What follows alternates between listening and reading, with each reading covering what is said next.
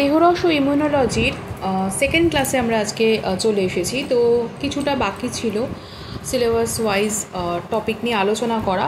তো প্রথম থেকে দেরি না করে আমরা একদম সাবজেক্টে ঢুকে যাব। তো প্রথমেই যেটা জানবো সেটা হচ্ছে যে অ্যাবজাইম কি। আমরা অ্যাপোপ্টোসিস দিয়ে শেষ করেছিলাম যে বেসিক্যালি প্রোগ্রামড সেল ডেথের সাথে জড়িত কোষের জটিল কোষের অঙ্গসংস্থানগত বা মরফোলজিক্যাল পরিবর্তনগুলি হচ্ছে অ্যাপোপ্টোসিস, যেখানে নিউক্লিয়াসের ভগ্নাংশ, ব্লেবিং, অ্যাপোপ্টিক বস্তু এগুলো ফ্যাগোসাইটোসিস দ্বারা বিনষ্ট হচ্ছে এবং এটি চারিদিকের কোষগুলোকে ক্ষতি করে না। এটুকু অবধি আমরা জেনেছিলাম। আমরা এবার চলে আসবো অ্যাবজাইমে। অ্যাবজাইম কি? অ্যাবজাইম হচ্ছে ক্যাটালাইসিস সক্রিয়তাযুক্ত মনোক্লোনাল অ্যান্টিবডি। অ্যাবজাইম কি না? ক্যাটালাইসিস সক্রিয়তাযুক্ত মনোক্লোনাল অ্যান্টিবডি। এটি ক্যাটালিস্ট এবং অ্যান্টিবডি উভয় প্রকার কাজ করে, সেই জন্য এটাকে প্রথম কথা অ্যান্টিবডি তো বলছি, মনোক্লোনাল এবং ক্যাটালাইসিস সক্রিয়তাযুক্ত এই কথাটাও কিন্তু উল্লেখ করা হচ্ছে। ক্যাটালিটিক মনোক্লোনাল অ্যান্টিবডি বা ক্যাট ম্যাব এই কারণে কিন্তু একে বলা হয়। এটি একটি কৃত্রিমভাবে তৈরি বস্তু। এটি সুস্থ মানুষের দেহ কিন্তু পাওয়া যায়। তো anti vasoactive intestinal peptide auto antibody এইটা হচ্ছে অ্যাবজাইম। আবার অটোইমিউন রোগগ্রস্ত ব্যক্তির দেহ এটা পাওয়া যায়, যেমন সিস্টোসিক লুপাস, এরিথোম্যাটোসোস, সিস্টেমেটিক লুপাস, এরিথোম্যাটোসোস হচ্ছে এটার অ্যাবজাইমের একটি উদাহরণ। বায়োটেকনোলজি বিদ্যায় এটি একটি অত্যন্ত সম্ভাবনাময় বস্তু বা টুল বলা যেতে পারে। ডিএনএর ওপর নির্দিষ্ট কাজ করার জন্য কিন্তু এটি ব্যবহার করা হয়। সো সুস্থ মানুষের দেহও যেমন পাওয়া যাচ্ছে এবং অটো ইমিউন যাদের রোগগ্রস্ত ব্যক্তি তাদের ক্ষেত্রেও কিন্তু এটা পাওয়া যাচ্ছে। সংক্ষেপে একে বলা হচ্ছে ক্যাট ম্যাপ। হোস্টকে রক্ষা করার জন্য জন্মগত, যেটাকে বলা হয় ইনেট, এবং অ্যাডাপটিভ অনাক্রমতা পরস্পরের সাথে যে সহযোগিতা করে তার এক্সপ্লেনেশনটা কীরকম হতে পারে? জন্মগত বা ইনেট এবং অ্যাডাপটিভ অনাক্রমতা পারস্পরিক সহযোগিতায় যে কোনো প্যাথোজেনের বিরুদ্ধে জটিল প্রতিরোধ ব্যবস্থা গড়ে তোলে। যেমন হচ্ছে ফ্যাগোসাইটিক সেল বা আগ্রাসন কোষ অচেনা যে সেলগুলো থাকে বা যেগুলোকে ফরেন পার্টিকলস বলা হচ্ছে সেগুলোকে গ্রহণ করছে, তাকে পরিবর্তিত করছে এবং পেপটাইড অ্যান্টিজেন তৈরি করছে। তাহলে কী হচ্ছে না, ফ্যাগোসাইটিক সেল যেগুলো থাকছে সেগুলো ফরেন পার্টিকলস যেগুলো থাকছে তাকে পরিবর্তিত করে পেপটাইড অ্যান্টিজেন তৈরি করছে এবং আগ্রাসন কোষ এটিকে উপস্থাপিত করে। এই উপস্থাপিত অ্যান্টিজেন টি কোষকে উত্তেজিত করে, যা বিটা কোষকে অ্যান্টিবডি উৎপাদন করতে সাহায্য করে, অথবা সাইটোটক্সিক টি কোষকে উত্তেজিত করে। ফলে কি হয় না, সংক্রমণযুক্ত কোষ বা ক্যান্সার কোষের বিরুদ্ধে সুরক্ষা ব্যবস্থা কিন্তু এটি প্রদান করতে পারে। এবার আগ্রাসন কোষগুলি, মানে এখানে ফ্যাগোসাইটোসিস ডেফিনেটলি হেল্প করছে, ঠিক আছে, যেগুলো ফরেন পার্টিকলস রয়েছে বা ইভেন ক্যান্সার সেল যেগুলো ভালো নয়, সংক্রমণযুক্ত সেল, তো সাইটোটক্সিক টি কোষকে উত্তেজিত করছে এবং সেই ধরনের যে ইনফেক্টেড সেলগুলো রয়েছে বা ক্যান্সারের সেলগুলো রয়েছে তার বিরুদ্ধে কিন্তু সুরক্ষা ব্যবস্থা প্রদান করছে। আগ্রাসন কোষগুলি প্রদাহে মানে ইনফ্ল্যামেশনে কিন্তু অংশগ্রহণ করছে। সাইটোটক্সিন তৈরি করে যেগুলো টি কোষ এবং বি কোষকে আকর্ষণ করে যথাস্থানে পৌঁছে দেয়। তাহলে সাইটোকাইন যে তৈরি, এটা কিন্তু একটা উল্লেখযোগ্য ভূমিকা, যে সাইটোকাইন তৈরি করছে এবং যেগুলো টি কোষ বি কোষকে আকৃষ্ট করছে এবং যার যেখানে কাজ সেখানে তাকে পৌঁছে দিচ্ছে। এই যে ইনফ্ল্যামেশনের কথাটা বললাম, যে এই আগ্রাসন কোষগুলি ইনফ্ল্যামেশনেও অংশগ্রহণ করে। ইনফ্ল্যামেশনটা কী বা এর প্রধান ঘটনা যদি একটু বর্ণনা করি তাহলে কীরকম হয়, মানে প্রদাহের সময় বা ইনফ্ল্যামেশনের সময় তিনটে ঘটনা মানে মেইনলি হয়। সেটা হচ্ছে যে প্রদাহের স্থানে রক্তজালকগুলির ব্যাস বৃদ্ধি ঘটে এবং সেগুলো প্রসারিত হয়, যাকে বলা হয় ভ্যাসোডাইলেশন। তাহলে রক্তজালক যেগুলো থাকছে সেগুলোর যখন ব্যাস বেড়ে যাচ্ছে প্রদাহ বলেই এটা হচ্ছে, প্রদাহ হচ্ছে বলেই এটা হচ্ছে, সেটাকে বলা হয় ভ্যাসোডাইলেশন। রক্তজালকের ভেদ্যতাও কিন্তু একই রকমভাবে বেড়ে যাচ্ছে। এর ফলে শ্বেত রক্ত কণিকাগুলি বিস্তার করে বিশেষ করে আগ্রাসন কোষগুলি প্রদাহের স্থানে চলে আসে। কি হচ্ছে না, শ্বেত কণিকাগুলি বিস্তার লাভ করছে, বিশেষ করে আগ্রাসন কোষগুলি প্রদাহের স্থানে চলে আসছে। এটা হচ্ছে মেইনলি ইনফ্ল্যামেশনের তিনটে প্রধান ঘটনা। একটা হচ্ছে ভ্যাসোডাইলেশন হচ্ছে, বা যে রক্তজালকগুলি থাকছে তার ব্যাস বৃদ্ধি ঘটছে এবং সেগুলো প্রসারিত হচ্ছে। দ্বিতীয়ত ভেদ্যতা বেড়ে যাচ্ছে এবং তৃতীয়ত শ্বেত কণিকাগুলি মানে বিস্তার করে বিশেষ করে আগ্রাসন কোষগুলি প্রদাহ স্থানে চলে আসছে। অনাক্রমতার ত্রুটি হলে, যদি ইমিউনিটির কোনো ত্রুটি হয়, ইমিউনিটি ঠিকঠাক কাজ করছে না, তাহলে মৃদু এবং সর্বাধিক পরিণতি কী হতে পারে? যে হালকা, যে ঠিকঠাক কাজ করছে না তখন কী পরিণতি হতে পারে এবং এক্সট্রিম লেভেলে কী পরিণতি হতে পারে। এবং এই যে অনাক্রমতাটা হচ্ছে না সেটার কারণটা কি সেটা নিয়ে একটু আলোচনা করব। অ্যালার্জি যখন হচ্ছে, অ্যালার্জির ফলে হাঁচি, ত্বকে ছোট ফুসকুড়ি বা চুলকানি হতে পারে। অ্যালার্জি যখন হচ্ছে তখন হাঁচি, ত্বকে ছোট ফুসকুড়ি বা চুলকানি, র্যাশ হতে পারে। অ্যালার্জির জন্য হাঁপানি, এছাড়া অ্যানাফাইল্যাকটিক বিক্রিয়া বেশি পরিমাণে দেখা দিতে পারে, এর জন্য কিন্তু মৃত্যুও হতে পারে। এবার যদি তীব্র অনাক্রমতা হচ্ছে সেক্ষেত্রে ত্রুটি হচ্ছে, মৃদুতেও কিন্তু মৃত্যু অবধি হতে পারে, ধীরে ধীরে ধীরে ধীরে সেটা বাড়বে। আর তীব্র অনাক্রমতার ক্ষেত্রে যেটা ব্যাপার সেটা হচ্ছে বিভিন্ন প্রকার জীবাণু, প্যাথোজেন দ্বারা আক্রান্ত হওয়ার প্রবণতা কিন্তু বেড়ে যায়, মানে মাইক্রোবিয়াল প্যাথোজেন দ্বারা আক্রান্ত হওয়ার প্রবণতা বেড়ে যাচ্ছে। যদি অনাক্রমতা খুব কমে যায়, অনাক্রমতা অভাবজনিত রোগ হচ্ছে। অটো ইমিউন রোগ হলে রিউমাটয়েড আর্থ্রাইটিস কিন্তু হতে পারে, মানে রিউমাটয়েড আর্থ্রাইটিস এটা অটো ইমিউন ডিজিজ। অনাক্রমিত কমে যাওয়ার প্রধান কারণ সেটা হচ্ছে রেট্রোভাইরাস HIV-1 দ্বারা আক্রান্ত হওয়ার ফলে এইডস পর্যন্ত কিন্তু হতে পারে।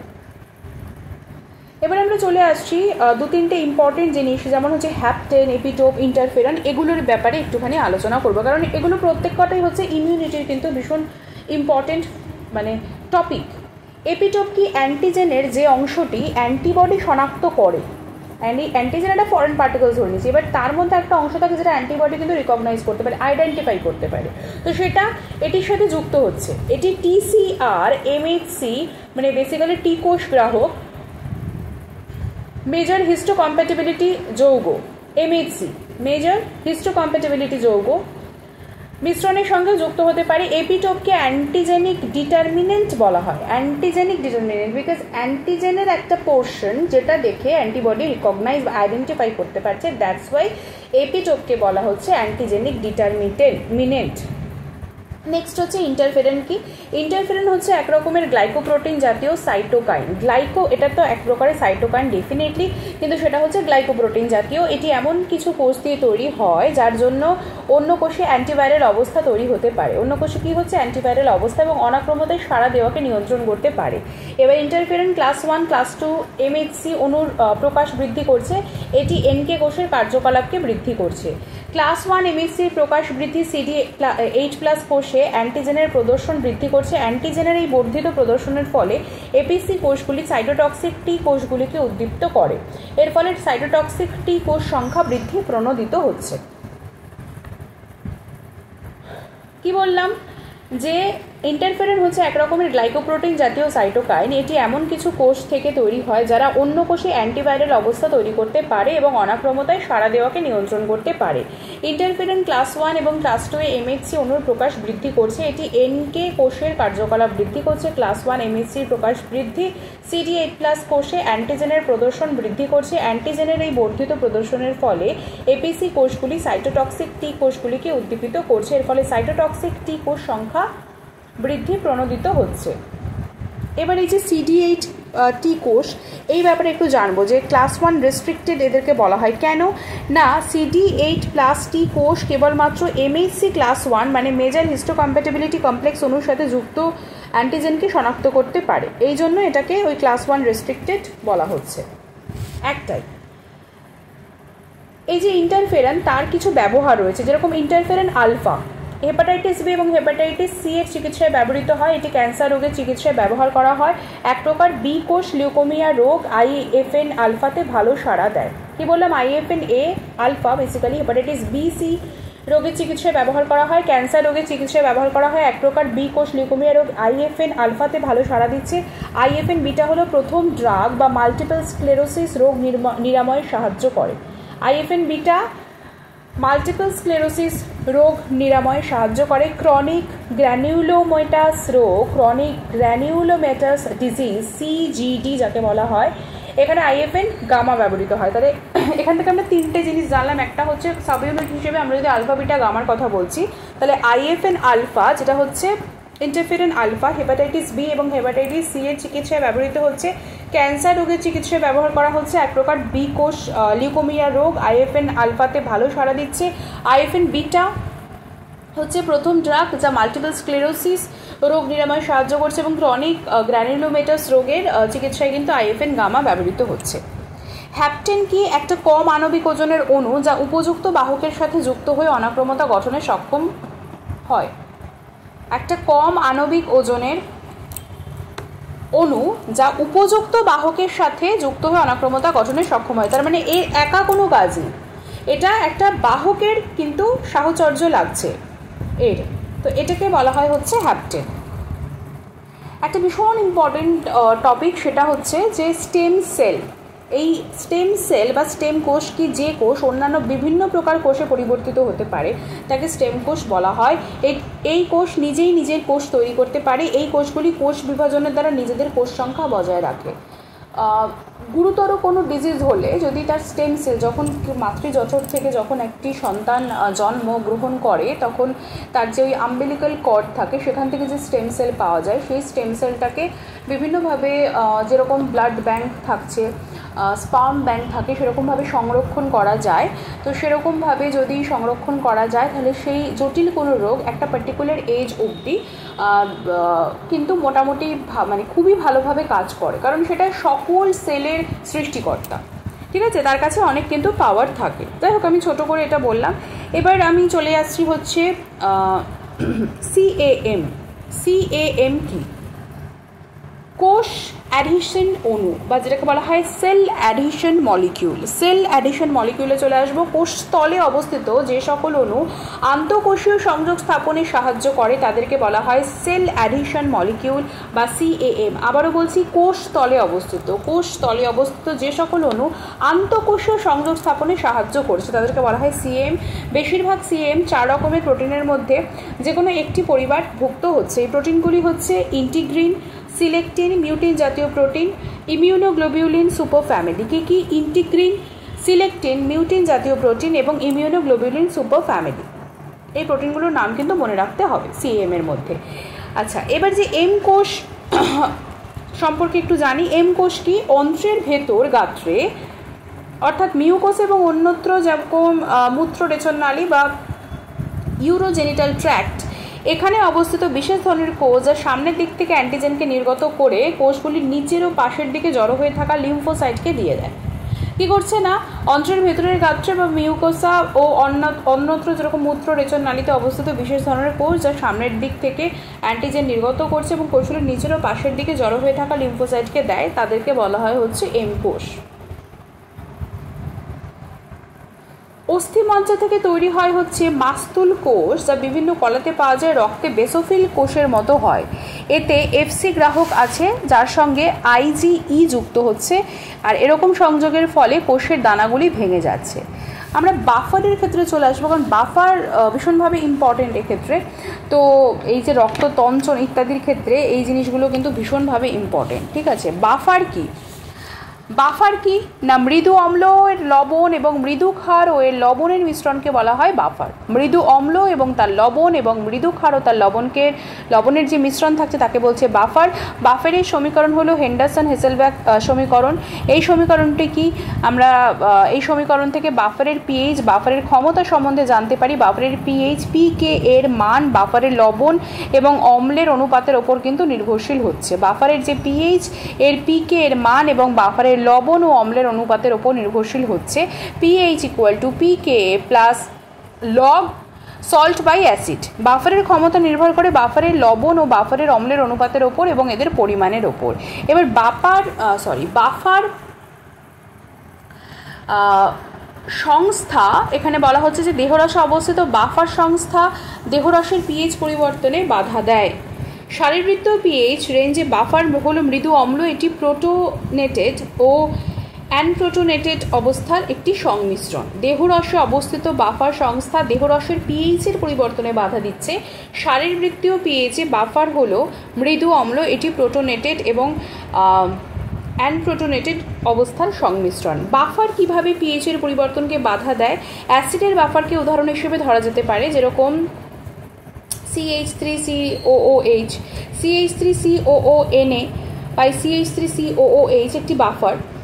এর মধ্যে কোনো গাঢ় অম্ল বা স্ট্রং অ্যাসিড যোগ করলে অম্লের সমপরিমাণ বাফার অম্ল তৈরি হচ্ছে। যেহেতু বাফার অম্ল একটি মৃদু অম্ল, সেজন্য বাফার অম্লের বিশ্লেষণটা কম হচ্ছে, ফলে হাইড্রোজেন প্লাস আয়ন পরিমাণ কম হয়, পিএইচের পরিবর্তন বেশি হয় না। তবে মনে রাখা দরকার যে অম্ল যোগ করলে পিএইচের পরিবর্তন সামান্য হলেও কিন্তু হবে, কারণ অম্ল প্রয়োগ করে বাফারের লবণ এবং অম্লের অনুপাতেরও কিন্তু একটা পরিবর্তন ঘটছে।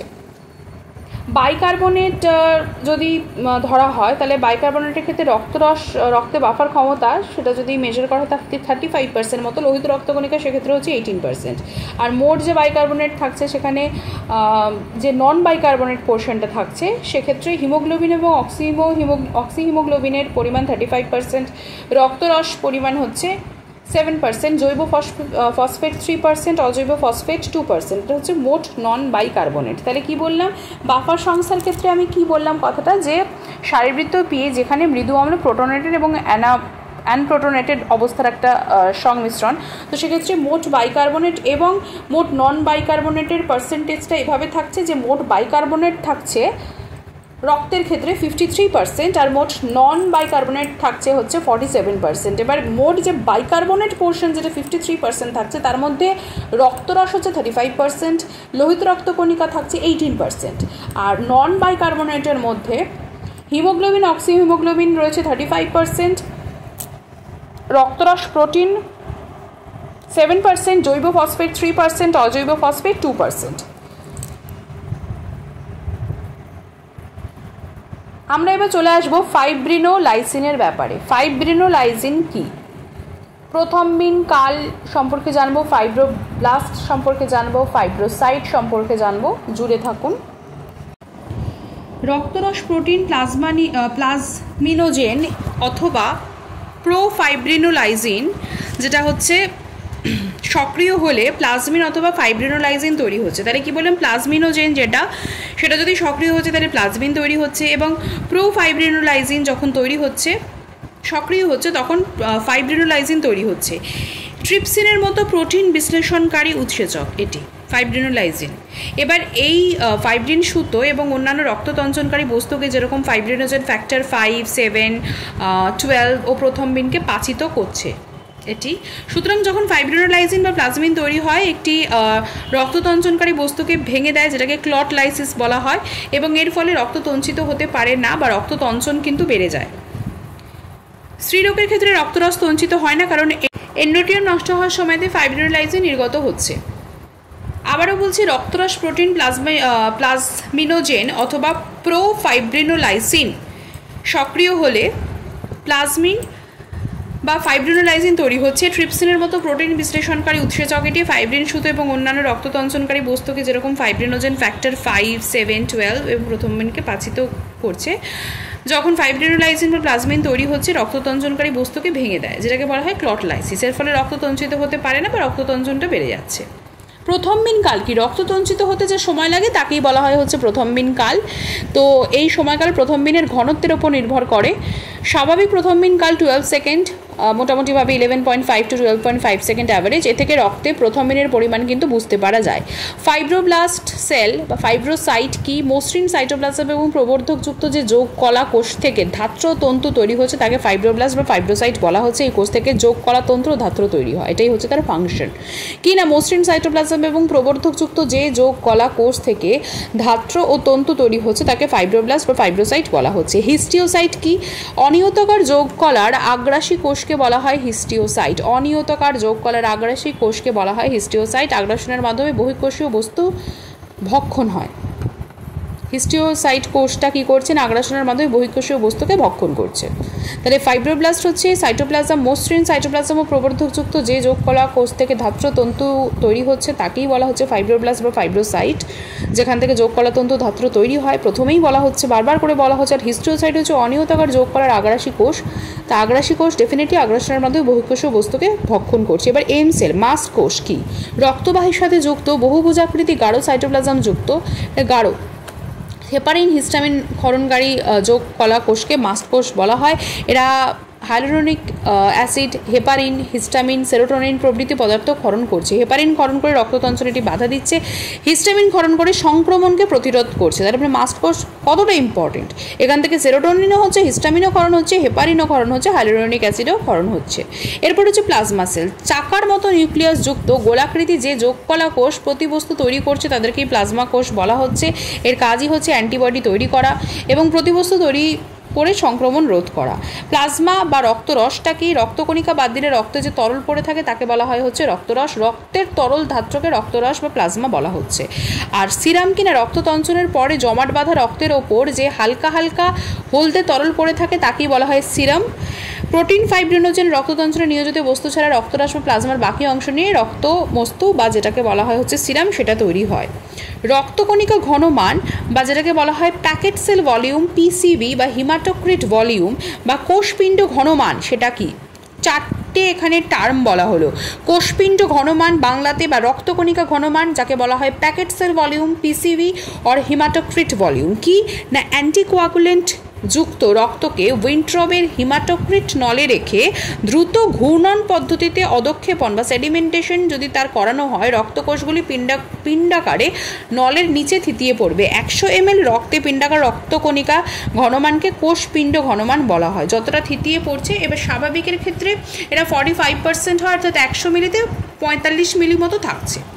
অ্যান্টিকোয়াগুলেন্ট যুক্ত রক্তকে উইন্ট্রবের হিমাটোক্রিট নলে রেখে দ্রুত ঘূর্ণন পদ্ধতিতে অধক্ষেপণ করানো হচ্ছে। রক্তকোষগুলি পিণ্ডাকারে নলের নিচে থিতিয়ে পড়ছে। 100 ml মোটামুটি 45 মিলি এটা দেখা যাচ্ছে থাকছে। আর এই 100 ml রক্তে পিণ্ডাকার রক্তকণিকা ঘনমানকেই বলা হচ্ছে যেটা পিণ্ড ঘনমান, কোষপিণ্ড ঘনমান বা প্যাকেট সেল ভলিউম। আর যেহেতু হিমাটোক্রিট নলের মাধ্যমে হচ্ছে এটাকে হিমাটোক্রিট ভলিউমও বলা হচ্ছে। এই যে সেডিমেন্টেশনের কথাটা বলা হলো, এইটা কি লোহিত কণিকার অধক্ষেপণ হার, ইরিথ্রোসাইট সেডিমেন্টেশন রেট। ওয়েস্টারগ্রেন নলে অ্যান্টিকোয়াগুলেন্টগুলো যেমন 3.8% সোডিয়াম সাইট্রেট যুক্ত রক্ত ভরে নলটিকে খারাপভাবে রেখে দিলে যে হারে লোহিত কণিকার অধক্ষেপণ ঘটবে তাকেই বলা হয় ইএসআর। কি বলা হচ্ছে? ওয়েস্টারগ্রেন নলে অ্যান্টিকোয়াগুলেন্ট যুক্ত যেটা হচ্ছে 3.8% এখানে সোডিয়াম সাইট্রেট যদি মেশানো হচ্ছে, তাহলে রক্ত ভরে নলটিকে খারাপভাবে রেখে দিলে যে হারে লোহিত কণিকার অধক্ষেপণটা ঘটবে সেটাই হচ্ছে এরিথ্রোসাইট সেডিমেন্টেশন রেট। এবার লোহিত কণিকার আয়ু কত? এটা খুব মানে একটি সহজ প্রশ্ন এবং বারংবার যেটা আসে বিভিন্ন ক্ষেত্রে। 120 দিন। মাইক্রোসাইটিক অ্যানিমিয়ার ব্যাপারে জানবো যে খাদ্যে লৌহের অভাব ঘটলে লোহিত কণিকা ছোট হয়ে যায়, হিমোগ্লোবিন কম থাকে, একে বলা হয় মাইক্রোসাইটিক অ্যানিমিয়া। এবার আমরা চলে আসছি পার্নিশিয়াস অ্যানিমিয়ার ক্ষেত্রে। খাদ্যে ভিটামিন B2 এবং ফলিক অ্যাসিড যদি কম থাকে তাহলে পার্নিশিয়াস অ্যানিমিয়া হচ্ছে বা যেটাকে বলা হয় মেগালোব্লাস্টিক অ্যানিমিয়া বা অ্যাডিসন্স অ্যানিমিয়া। তাহলে একটাই রোগ, তার তিনটে নাম, যেখানে হচ্ছে নিউট্রিশনে একটা নিউট্রিশনাল ডেফিসিয়েন্সি যেখানে হচ্ছে যে ভিটামিন B2 এবং ফলিক অ্যাসিড কম থাকছে। তাহলে কি হলো? পার্নিশিয়াস অ্যানিমিয়া বলবো তাকে মেগালোব্লাস্টিক অ্যানিমিয়াও বলতে পারি বা অ্যাডিসন্স অ্যানিমিয়া বলতে পারি। এই অ্যানিমিয়াতে কোষগুলি বড় হচ্ছে এবং সংখ্যায় কম হচ্ছে। যেরকম মাইক্রোসাইটিকে দেখা গেছে মাইক্রো মানেই ছোট, যে সাইজে ছোট হচ্ছে এবং হিমোগ্লোবিন কম, কিন্তু এক্ষেত্রে কোষগুলি বড় হচ্ছে কিন্তু সংখ্যায় কম থাকছে। অ্যাপ্লাস্টিক অ্যানিমিয়া কি? কোনো কারণে লোহিত মজ্জা কোষ যদি ধ্বংস হয়ে যায়, লোহিত যেটা হচ্ছে যে মজ্জা কোষ সেটা যদি ধ্বংস হয় তখন অ্যাপ্লাস্টিক অ্যানিমিয়া দেখা যাচ্ছে। আচ্ছা, আমরা যেরকম জেনেছি যে আরবিসির যে গড় আয়ু সেটা হচ্ছে 120 দিন। এবার শ্বেতকণিকার ডব্লিউবিসির আয়ু হচ্ছে 12 থেকে 13 দিন। ইওসিনোফিলের আয়ু হচ্ছে 8 থেকে 10 দিন। শ্বেতকণিকার সংখ্যা জানবো 5 থেকে 11,000, মানে প্রতি ঘন মিলিমিটার রক্তে শ্বেতকণিকার সংখ্যা থাকছে 5 থেকে 11,000। ইওসিনোফিলের সংখ্যা কত? প্রতি ঘন মিলিমিটার রক্তে এদের সংখ্যা হচ্ছে 150 থেকে 4,000। মোট শ্বেতকণিকার 2 to 4% এরা কিন্তু অধিকার করে থাকে। যতটা ডব্লিউবিসি থাকে তার মধ্যে 2 to 4% কিন্তু ইওসিনোফিলই থাকছে। তাহলে প্রতি ঘন মিলিমিটার রক্তে এদের সংখ্যা হচ্ছে 150 থেকে 400 এবং পার্সেন্টেজ হিসেবে মোট শ্বেতকণিকার 2 to 4%। আয়ু আগেই বললাম যে 8 থেকে 10 দিন। নিউট্রোফিলের সংখ্যা হচ্ছে 1 ঘন মিলিমিটার রক্তে এদের সংখ্যা 5 থেকে 6,000 হচ্ছে, অর্থাৎ শ্বেতকণিকায় নিউট্রোফিল প্রায় 60 to 70% কিন্তু অধিকার নিয়ে থাকে। আচ্ছা, অণুচক্রিকা কি? বর্ণহীন নিউক্লিয়াসবিহীন, বর্ণ থাকছে না, নিউক্লিয়াসবিহীন, নিউক্লিয়াস থাকছে না, সাইটোপ্লাজম যুক্ত যে শ্বেতকণিকা, এটা এক ধরনের শ্বেতকণিকা যেটা রক্ত তঞ্চনে অংশ নিচ্ছে, ফাংশন হচ্ছে তঞ্চনে, সেটা হচ্ছে অণুচক্রিকা। এর আয়ুষ্কাল হচ্ছে 7 থেকে 12 দিন। শ্বেতকণিকার আয়ুষ্কাল 12 থেকে 13 দিন, অণুচক্রিকার হচ্ছে 7 থেকে 12 দিন।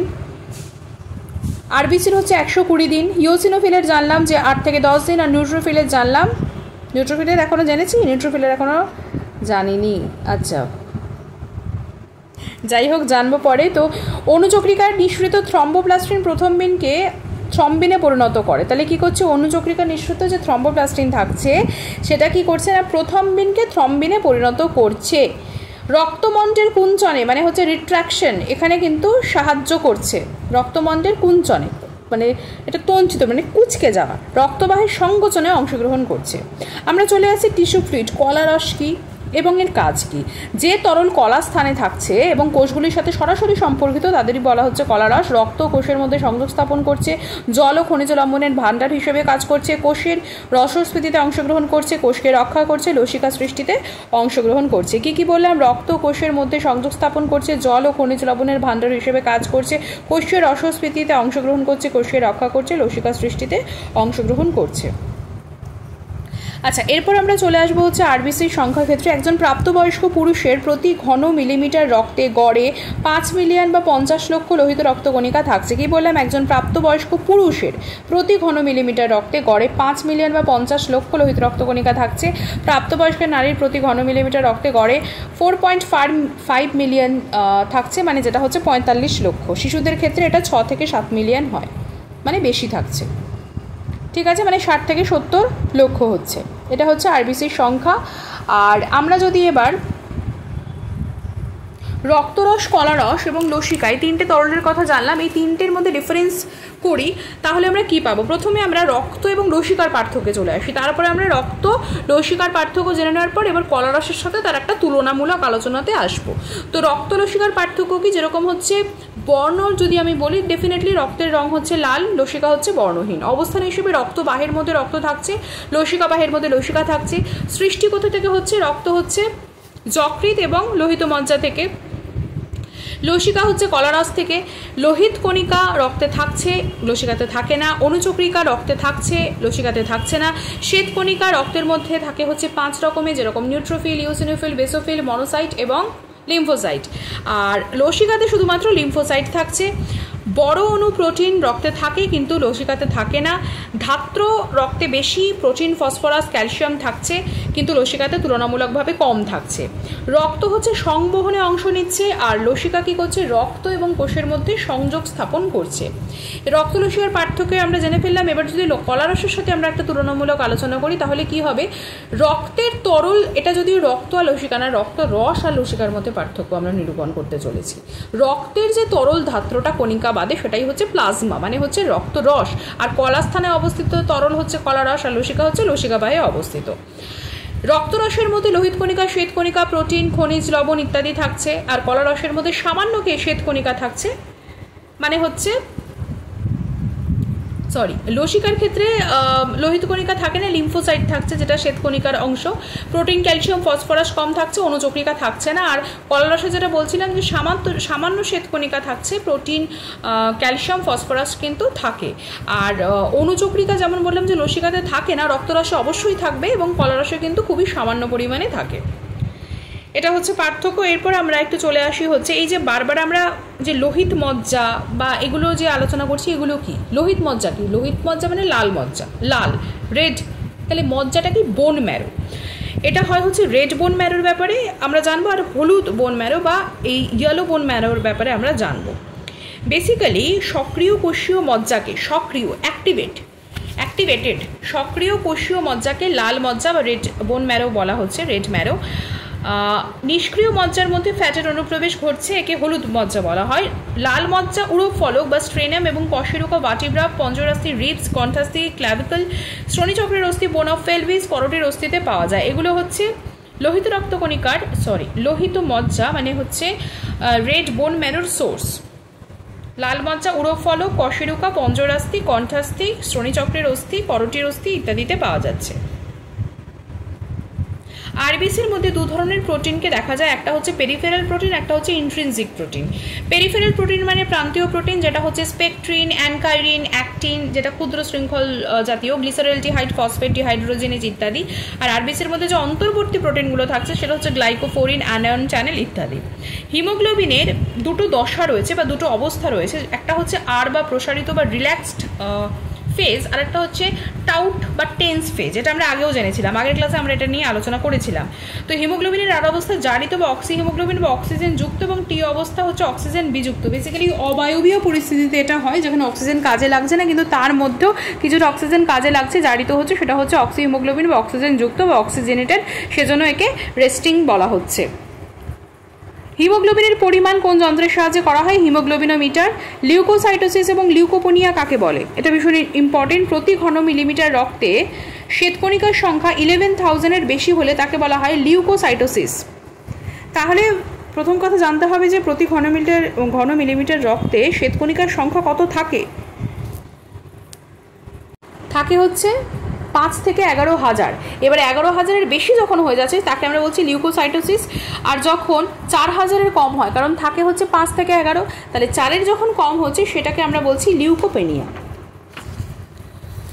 এবার আমরা একটু রক্ততঞ্চন রোধকারী বস্তুতে চলে আসি, কারণ রক্ততঞ্চনের ব্যাপারে আগেও আলোচনা করা হয়েছে, এই অ্যান্টিকোয়াগুলেন্টের ব্যাপারে আগেও আলোচনা করা হয়েছে, কয়েকটা নামের ব্যাপারে আমরা আগেও আলোচনা করেছি। আরও একবার আমরা এটাকে ঝালাই করে নিচ্ছি। হেপারিন, হিরুডিন, ডাইকোমারল বা ডাইকোমেরিন, ফেরিনডায়ন অক্সালেট, এছাড়া sodium citrate, sodium chloride, EDTA, ethylene diamine, tetraacetic acid ইত্যাদি। প্লাজমা প্রোটিন কি? প্লাজমা প্রোটিনের মধ্যে 4 রকম আমরা ভাগ দেখব। একটা হচ্ছে অ্যালবুমিন, যেটা থাকে হচ্ছে 4.8 gram percentage, 4.7 to 5.7 gram percentage হচ্ছে অ্যাভারেজ। গ্লোবিউলিন থাকে 2.3 gram percentage, average 2.3 to 2.5 gram percentage. Plasma protein হচ্ছে আরেকটা ভাগ হচ্ছে ফাইব্রিনোজেন, যেটা হচ্ছে 0.3 গ্রাম পার্সেন্টেজ, অ্যাভারেজ 0.2 to 0.4। প্রথম মিন থাকে হচ্ছে 0.04 গ্রাম পার্সেন্টেজ, 0.02 থেকে 0.04 গ্রাম পার্সেন্টেজ। মেইনলি প্লাজমা প্রোটিন 4 রকমের: অ্যালবুমিন, গ্লোবিউলিন, ফাইব্রিনোজেন, প্রথম মিন। নেক্সট আমরা চলে আসি ইমিউনিটিতে। ইমিউনিটি কি? আমরা যে পরিবেশে বাস করি সেখানে অগণিত অণুজীব রয়েছে, মাইক্রোবস রয়েছে। এই অণুজীবদের অনেকেই বিভিন্ন প্রকার রোগ সৃষ্টি করে থাকে, এদেরকে বলা হয় প্যাথোজেন। তাহলে প্রথমেই আমরা প্যাথোজেন সম্পর্কে জেনে গেলাম, তার আগে জানলাম অণুজীব সম্পর্কে, যে আমরা যে পরিবেশে বাস করছি সেখানে অগণিত অণুজীব রয়েছে। এদের বিভিন্ন প্রকার, মানে এদের মধ্যে অনেকেই বিভিন্ন প্রকার রোগ সৃষ্টি করছে, যাদেরকে বলা হচ্ছে প্যাথোজেন। এদের মধ্যে ব্যাকটেরিয়া, ভাইরাস হচ্ছে বিশেষভাবে উল্লেখযোগ্য। এই সকল প্যাথোজেন পানীয় জল, প্রশ্বাসের বায়ু, খাদ্যের মাধ্যমে আমাদের দেহে প্রবেশ করছে। প্রবিষ্ট প্যাথোজেনের বিষক্রিয়া প্রতিরোধ করার জন্য মানুষের দেহের মধ্যে বিশেষ প্রতিরক্ষা ব্যবস্থা গড়ে ওঠে। এই প্রতিরক্ষা ব্যবস্থাকে সাধারণ কথায় আমরা অনাক্রমতা বা ইমিউনিটি বলছি, যেটা হচ্ছে দু প্রকারের হয়। একটা হচ্ছে সহজাত অনাক্রমতা, একটা হচ্ছে অর্জিত অনাক্রমতা। ইনেট ইমিউনিটি বা সহজাত অনাক্রমতা বলতে কি বোঝায়? যে রোগ জীবাণু প্রতিরোধে একটি অনির্দিষ্ট কিন্তু জন্মগত ও সাধারণ স্থায়ী প্রতিরক্ষা ব্যবস্থা। এই প্রকার অনাক্রমতার ফলে মানুষের কয়েকটি রোগ প্রতিরোধ করতে পারে, তাই তাকে বলা হয় সহজাত অনাক্রমতা। যেরকম ভাইরাসজনিত কিছু পক্ষাঘাত রয়েছে, হগ কলেরা, গরুর প্লেগ, এছাড়া রয়েছে হচ্ছে ডিসটেম্পার। অপরপক্ষে প্রাণী মানুষের কিছু রোগ প্রতিরোধ করতে পারে, যেরকম polio, mumps, human cholera, measles, হাম বা সিফিলিস। এগুলো হচ্ছে ইনেট ইমিউনিটির মধ্যে পড়ছে। এবার এই যে সহজাত অনাক্রমতা কী উপায়ে প্রতিরোধ ব্যবস্থা গড়ে তোলে, এর মেকানিজমটা কি বা মোড অফ অ্যাকশনটা কি, সেটার ব্যাপারে একটু চলে আসবো। সহজাত অনাক্রমতায় বিভিন্ন উপায়ে প্রতিরোধ ব্যবস্থা গড়ে তোলে, যেরকম আগ্রাসন পদ্ধতিতে, যেটাকে বলা হয় হচ্ছে ফ্যাগোসাইটোসিস পদ্ধতি। এছাড়া অম্ল ও উৎসেচকের সাহায্যে পাকস্থলিতে বীজাণু বা জীবাণু নষ্ট করা, এবং ত্বক ও শ্লেষ্মাঝিল্লির সাহায্যে রক্তে অবস্থিত বিভিন্ন রাসায়নিক বস্তুর সাহায্যে জীবাণু প্রতিরোধ করা। এর মধ্যে উল্লেখযোগ্য হচ্ছে লাইসোজাইম, ভীষণভাবে উল্লেখযোগ্য। ক্ষারীয় পলিপেপটাইড থাকে, কমপ্লিমেন্ট কিছু সংস্থা মানে কমপ্লিমেন্ট সিস্টেম থাকছে, সাইটোকাইন তো থাকছে ডেফিনেটলি, এবং স্বাভাবিক মারণ কোষ বা যেটাকে বলা হয় এনকে সেল বা ন্যাচারাল কিলার সেল, এবং মাস্তুল কোষ এবং ডেনড্রাইটিক সেল।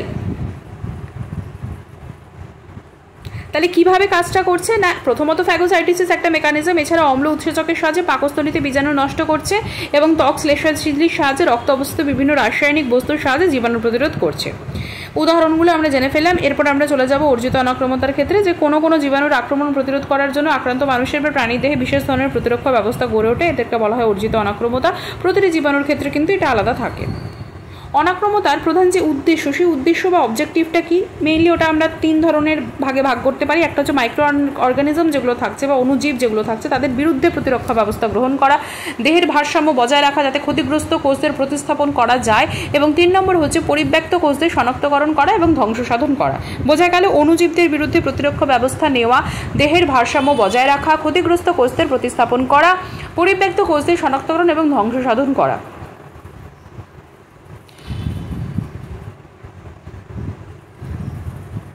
অনাক্রমতন্ত্রের বা ইমিউনিটি যেটার এখানে 3 প্রকার শ্বেতকণিকা বেসিক্যালি যুক্ত থাকে, যার নাম হচ্ছে বি কোষ, টি কোষ এবং হচ্ছে ম্যাক্রোফাজ বা ফ্যাগোসাইটোসিসে যারা হেল্প করছে, এটা জানতেই হবে।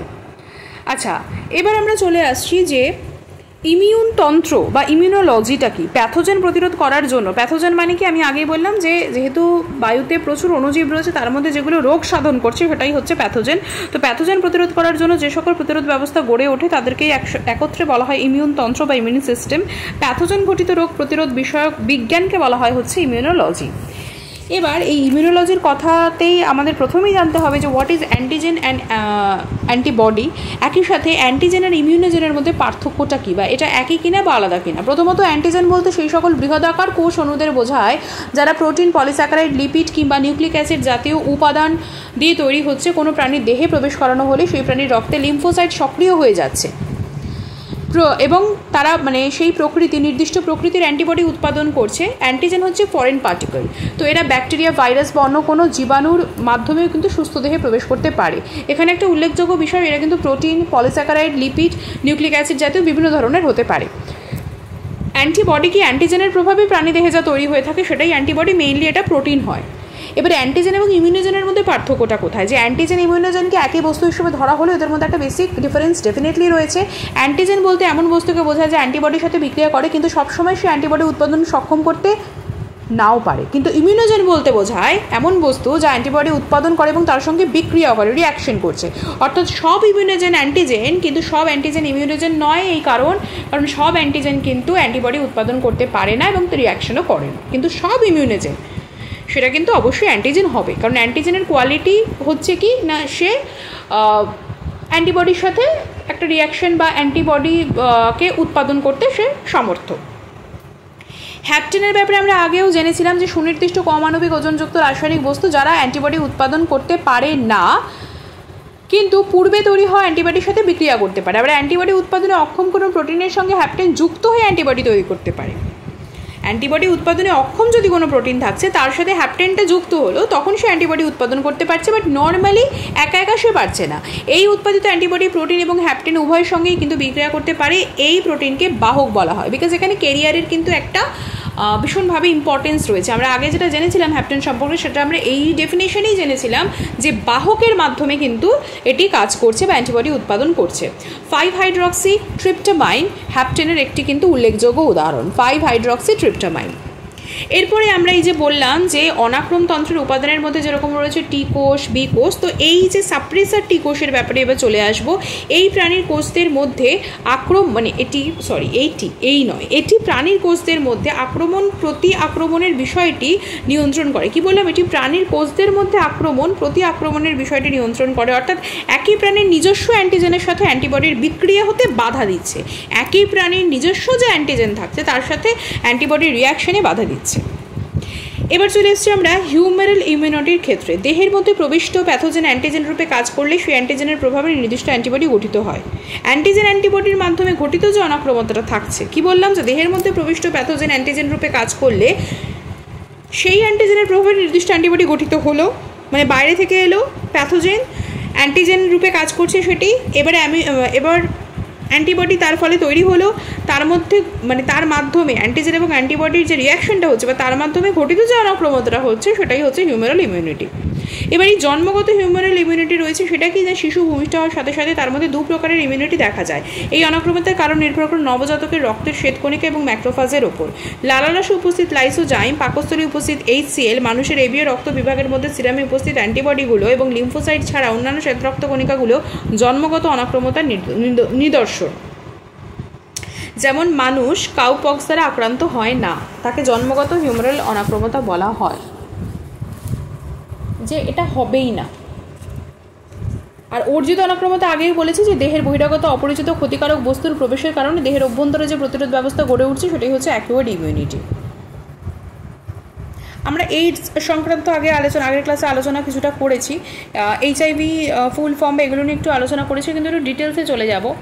যেমন এইডস থেকে কিভাবে বাঁচা যায়, মানে প্রতিরোধের উপায়, শনাক্তকরণ কী করে করব, লক্ষণ কী কী হতে পারে, সিমটম কী কী, বেসিক্যালি এইডস রোগের ভাইরাস কী, তার বৈশিষ্ট্য কী, এইচআইভি কোন পথে সংক্রমণ করতে পারে বা সংক্রমণ করলে ঝুঁকি কেমন, সংক্রমণের প্রভাব কী কী আছে ইত্যাদির ব্যাপারে কিন্তু আলোচনা করব। কিন্তু এখন আমরা আলোচনা করব টি লিম্ফোসাইটের ব্যাপারে। তো একটু জানলাম, এবার একটু বি লিম্ফোসাইটের ব্যাপারে একটু আলোচনা করব। বি লিম্ফোসাইটে কিন্তু চলে যাব।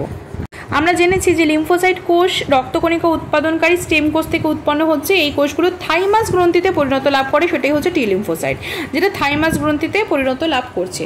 এবার বি লিম্ফোসাইটটা কি, রক্তকণিকা উৎপাদনকারী যে স্টেম কোষ বা যেটাকে বলা হয় হিমোপয়েটিক স্টেম সেল থেকে বি লিম্ফোসাইট উৎপন্ন হচ্ছে। স্তন্যপায়ীদের ক্ষেত্রে বি লিম্ফোসাইট অস্থিমজ্জায় পরিণত লাভ করে, বোন ম্যারোতে, সেজন্য বি লিম্ফোসাইট। ওটা থাইমাসে তাই টি, এটা বোন ম্যারোতে তাই বি।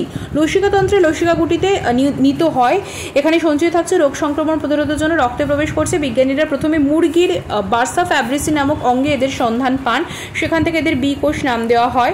বার্সা ফ্যাব্রিসি অ্যান্টিজেনের সংস্পর্শে এলে বি কোষ সক্রিয় হচ্ছে, প্লাজমা কোষ ও মেমরি বি কোষ তৈরি হচ্ছে, প্লাজমা কোষ অ্যান্টিবডি উৎপন্ন করছে। এক্ষেত্রে বি কোষ সক্রিয় হলেও অ্যান্টিজেনের সংস্পর্শে এসে প্লাজমা কোষ এবং মেমরি বি কোষ তৈরি করছে, যাতে পরবর্তীকালে ওইটা ঢুকলেও আগে থেকেই প্রিপেয়ার হতে পারে, সেটাই হচ্ছে মেমরি কোষ। তো মেমরি সেল বা মেমরি কোষগুলি দীর্ঘস্থায়ী এবং পরবর্তীকালে অ্যান্টিজেনের সংস্পর্শে এলে তাড়াতাড়ি বেশি পরিমাণে কিন্তু ওরা অ্যান্টিবডি উৎপন্ন করতে পারে। সাপ্রেসার যে টি সেল, সেটার কথা আমরা জেনেছি যে প্রাণীর কোষদের মধ্যে আক্রমণ প্রতি আক্রমণের বিষয়টি নিয়ন্ত্রণ করে, অর্থাৎ একই প্রাণীর নিজস্ব অ্যান্টিজেনের সঙ্গে অ্যান্টিবডির বিক্রিয়াতে বাধা দেয়। অ্যাবজাইমের কথা আমরা আগে জেনেছি যে এটি এক প্রকারের অ্যান্টিবডি, এটি অ্যান্টিবডি এবং উৎসেচক হিসেবেও কাজ করছে।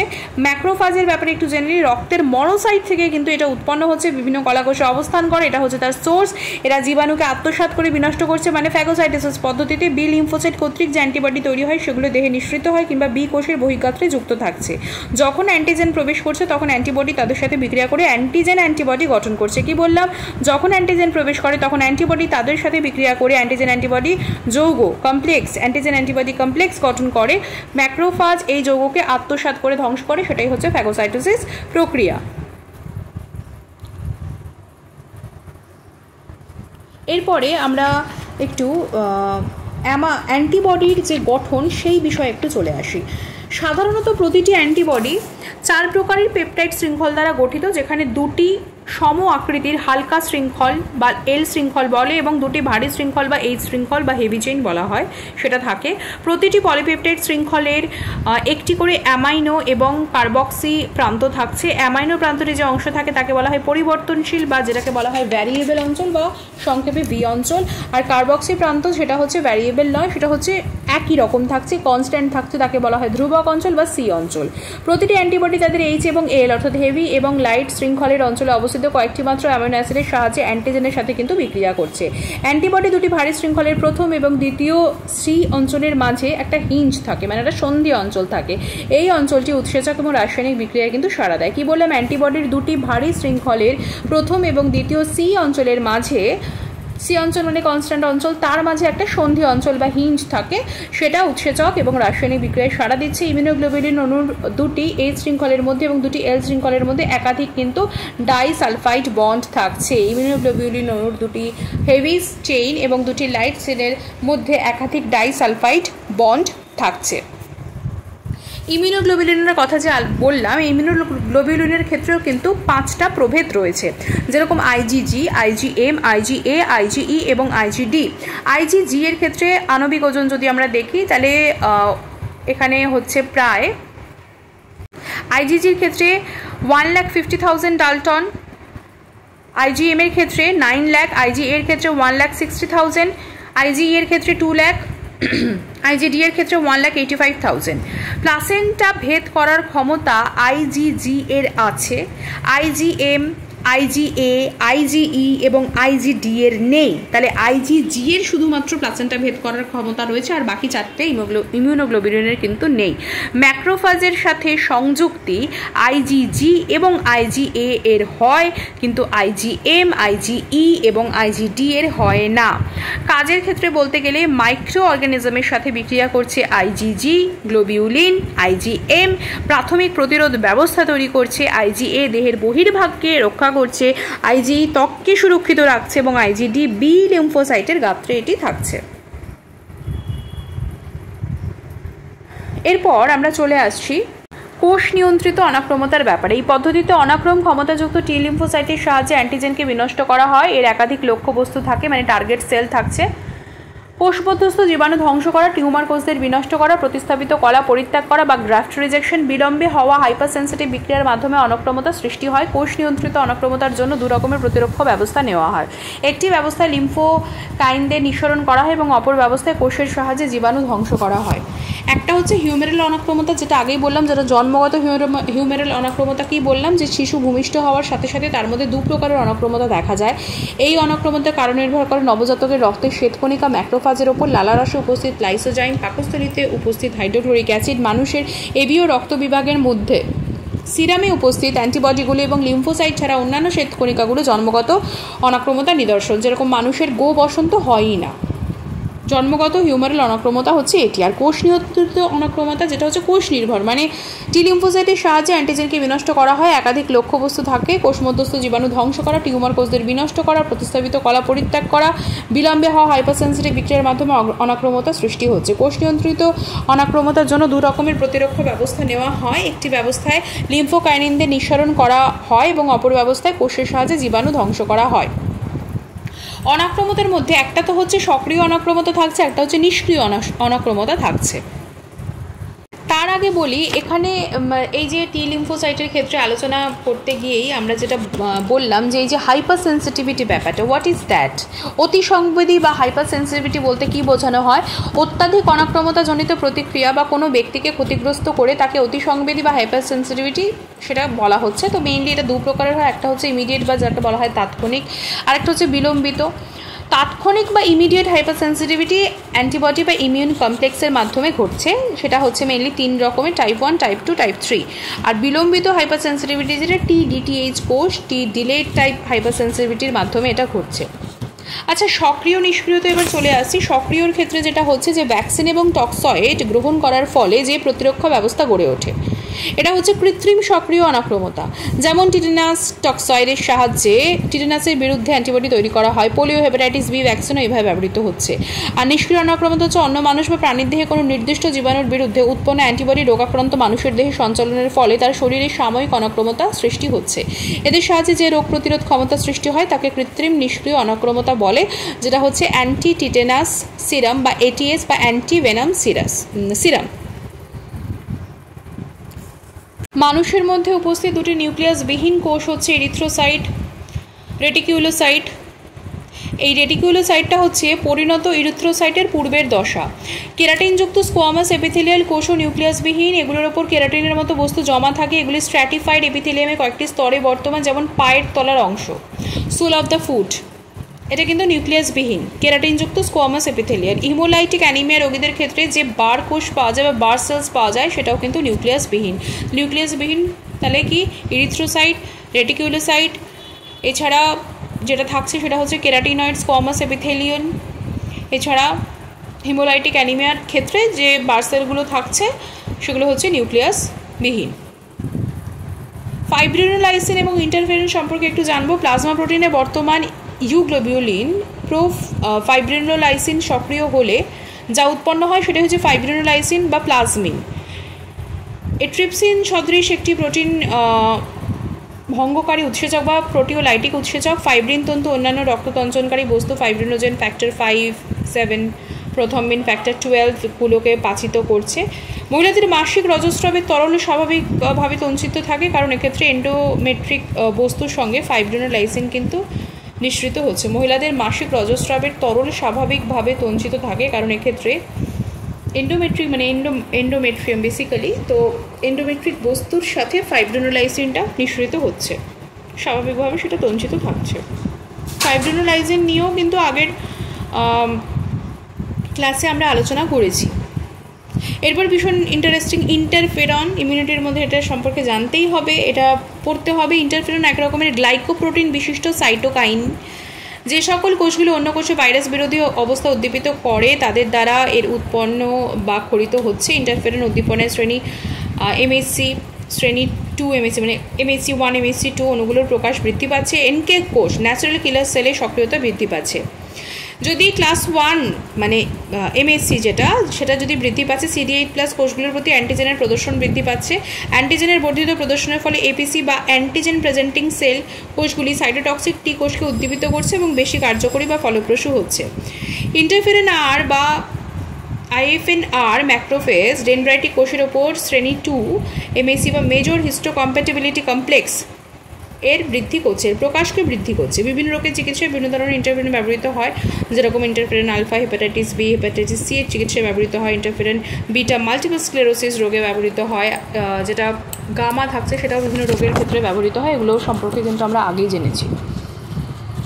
সক্রিয় নিষ্ক্রিয় যে অনাক্রমতার ব্যাপারে আলোচনা করলাম সেটা আরেকটু ডিটেলসে বলে দিই যে কীভাবে অর্জিত হয় সক্রিয় অনাক্রমতা, যেটা হচ্ছে প্রকৃতিজাত বা স্বাভাবিক সংক্রমণ হতে পারে, যেটাকে বলা হচ্ছে ন্যাচারাল ইনফেকশন, ভ্যাকসিনের মাধ্যমে হয়। এছাড়া হয় হচ্ছে অ্যাটেনিউয়েটেড জীবাণু দ্বারা, নিষ্ক্রিয় বা ইনঅ্যাক্টিভেটেড অর্গানিজম দ্বারা। এছাড়া থাকছে হচ্ছে টক্সয়েড দ্বারা। নিষ্ক্রিয় অনাক্রমতা প্রকৃতিজাত গর্ভবতী মায়ের অ্যান্টিবডি বা ন্যাচারাল ম্যাটারনাল অ্যান্টিবডি, ইমিউনোগ্লোবিউলিন এবং অ্যান্টিটক্সিন দ্বারা অর্জিত হচ্ছে। আপাতত লাস্ট যে টপিকটা নিয়ে আলোচনা করব বলেছিলাম সেটা হচ্ছে এইডস, HIV এগুলোর ব্যাপারে। একটু প্রথম থেকে আলোচনা করি যে এইডসের পুরো নাম হচ্ছে অ্যাকুয়ার্ড ইমিউনোডেফিসিয়েন্সি সিনড্রোম। এটি একটি ভাইরাস আক্রান্ত রোগ, যেটা হচ্ছে HIVর মাধ্যমে ঘটছে। কিভাবে ঘটছে না, যৌন মিলনের মাধ্যমে এক ব্যক্তি থেকে অপর ব্যক্তির মধ্যে রক্তের বিনিময়, রক্তের বিভিন্ন উপাদানের বিনিময়ের মাধ্যমে ইঞ্জেকশনে দেওয়া একই ছুঁচ পরিশোধন দ্বারা বিভিন্ন ব্যক্তির ক্ষেত্রে ব্যবহৃত হয়। এটা রোগাক্রান্ত মায়ের দেহ থেকে গর্ভস্থ শিশুতে HIV সংক্রমণ ঘটতে পারে। সেলুন বা অন্যত্র ব্লেডের কাজে বিভিন্ন ব্যক্তির একই ব্লেড ব্যবহার করা, সে সময় রক্তপাত ঘটা, এক ব্যক্তি থেকে অন্য ব্যক্তির দেহে অঙ্গ প্রতিস্থাপনের মাধ্যমে হতে পারে এবং কৃত্রিম উপায়ে জড়িত শুক্রাণু সহ বীর্য প্রবেশকরণ যখন হয় তখন কিন্তু এটা হতে পারে। এবার এই যে HIV সংক্রমণের ঝুঁকি বা সম্ভাবনা কোন কোন ক্ষেত্রগুলিতে খুব বেশি, প্রথম কথা হচ্ছে জীবনযাত্রা যাপন। কোনো পুরুষ বা নারীর একাধিক যৌনসঙ্গী বা তাদের সঙ্গে যৌন সম্পর্ক থাকার ফলে এটি হতে পারে। বাণিজ্যিক যৌনকর্মী, সমকামী, শিরাতে অপরিশোধিত ছুঁচের দ্বারা ইঞ্জেকশনের মাধ্যমে বিভিন্ন পদার্থ বা উত্তেজক পদার্থের অনুপ্রবেশ ঘটানো, অপরিশোধিত বা HIV আক্রান্ত ব্যক্তির রক্ত প্রদান বা রক্তের উপাদান প্রদান। HIV আক্রান্ত পুরুষের স্ত্রীর HIV সংক্রমণের সম্ভাবনা অত্যন্ত বেশি থাকে। HIV ধনাত্মক পিতামাতার সন্তান হলেও কিন্তু এটি হচ্ছে। এবার মানুষের দেহে দু ধরনের অনাক্রমতা রয়েছে, যেটা আমরা জানি। একটা হচ্ছে সেল মেডিয়েটেড বা যেটাকে বলা হয় কোষ মাধ্যম নির্ভর, একটা হচ্ছে রস নির্ভর, যেটাকে হিউমেরাল অনাক্রমতা বলা হয়। এবার উভয় অনাক্রমতাতেই সাহায্যকারী যে টি লিম্ফোসাইট থাকছে বা হেল্পার টি লিম্ফোসাইট বা T4 কোষ থাকছে সেটি দ্বারা নিয়ন্ত্রিত হচ্ছে। T4 কোষের ঝিল্লিতে CD4 গ্লাইকোপ্রোটিন নামে এক ধরনের গ্লাইকোপ্রোটিন থাকে, যা এই ভাইরাসের গ্রাহক রূপে কাজ করছে, এই ভাইরাসের HIV ভাইরাসের রিসেপ্টর রূপে কাজ করছে। এই গ্রাহকের সাথে HIV যুক্ত হয় এবং T4 কোষের মধ্যে HIVর অন্তঃকোষীয় ভেরিয়েন্ট অর্থাৎ RNA সে প্রবেশ করে যাচ্ছে। এই RNA থেকে রিভার্স ট্রান্সক্রিপ্টেজ উৎসেচকের সাহায্যে DNA উৎপন্ন হলো। তাহলে কি হলো, রিভার্স ট্রান্সক্রিপ্টেজের সাহায্যে RNA থেকে DNA উৎপন্ন হচ্ছে। এই DNA পোষক কোষের DNA সাথে যুক্ত হয়ে গেল। যে পোষক কোষ, যে হোস্ট সেল, যে মালিক এই শরীরের, যে শরীরটায় গেল তার DNA সাথে যুক্ত হচ্ছে। এর ফলে পোষক কোষ তখন HIV তৈরি করছে। HIV DNA দ্বারা T4 কোষের সব কাজ নিয়ন্ত্রিত হতে শুরু করে। T4 কোষ ধীরে ধীরে বিনষ্ট হয়ে গেল।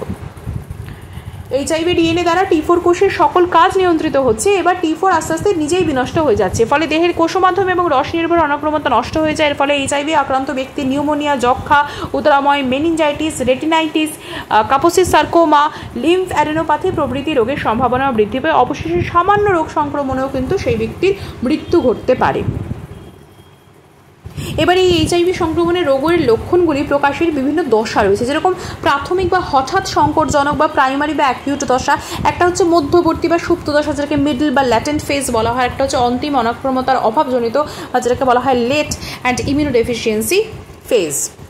এবার এই যে এইডসের রোগের লক্ষণগুলো আমরা কীভাবে বুঝবো না, বিশ্ব স্বাস্থ্য সংস্থা বা ওয়ার্ল্ড হেলথ অর্গানাইজেশন WHO এর মতে এইডস রোগে আক্রান্ত হলে যে লক্ষণগুলো দেখা যায় সেগুলো হচ্ছে দেহের ওজন স্বাভাবিকের থেকে 10% হ্রাস পায়, 1 মাস বা তার বেশি সময় ধরে উদরাময় বা ডায়রিয়া দেখা যায়, 1 মাস বা তার বেশি সময় ধরে অবিরাম জ্বর থাকে, 1 মাস বা তার বেশি সময় ধরে কাশি, ত্বকের চুলকানি, মুখ বা গলবিলে ক্ষত যেটাকে বলা হয় হচ্ছে ক্যান্ডিডিয়াসিস এবং লসিকা গ্রন্থির স্ফীতি প্রভৃতি। এবার এই যে এইডস রোগের প্রতিরোধ সেটা করব কিভাবে বা কি উপায় কি আছে। প্রথমত কোনো ব্যক্তির এইচআইভি অ্যান্টিবডির উপস্থিতি শনাক্তকরণের জন্য স্ক্রিনিং টেস্ট করা হয়, স্ক্রিনিং পরীক্ষা এলিজা পদ্ধতিতে এবং ওয়েস্টার্ন ব্লটিং পদ্ধতিতে করা হচ্ছে।